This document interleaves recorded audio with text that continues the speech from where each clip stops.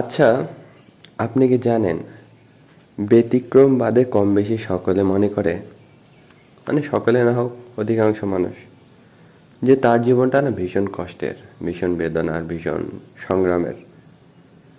অথচ একটু মনোযোগ দিয়ে যদি খেয়াল করে যে অপরের জীবনটাও ব্যতিক্রম না। আসলে ব্যতিক্রম না এই অর্থে বলছি, প্রত্যেকের জীবনেই সমস্যা আছে, তবে পার্থক্য হচ্ছে সমস্যার ধরন।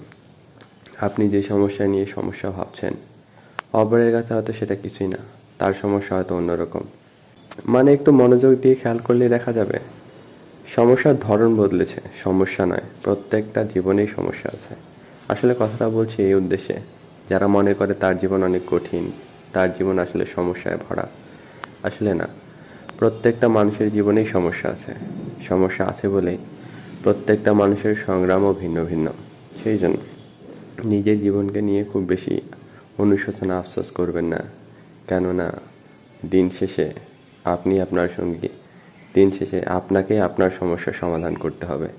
অপরের সমস্যার সমাধানে আপনি হয়তো সহযোগিতা করতে পারেন, কিন্তু সেটা সমাধানের ক্ষমতা আপনার নাই, মানে পুরোপুরি আপনার নাই। সেই জন্য নিজের সমস্যার বেলাও তাই, অপরে হয়তো সহযোগিতা করতে পারে, কিন্তু সমস্যার শেষ পর্যন্ত নিজেকেই সমাধান করতে হবে, পদক্ষেপ নিতে হবে।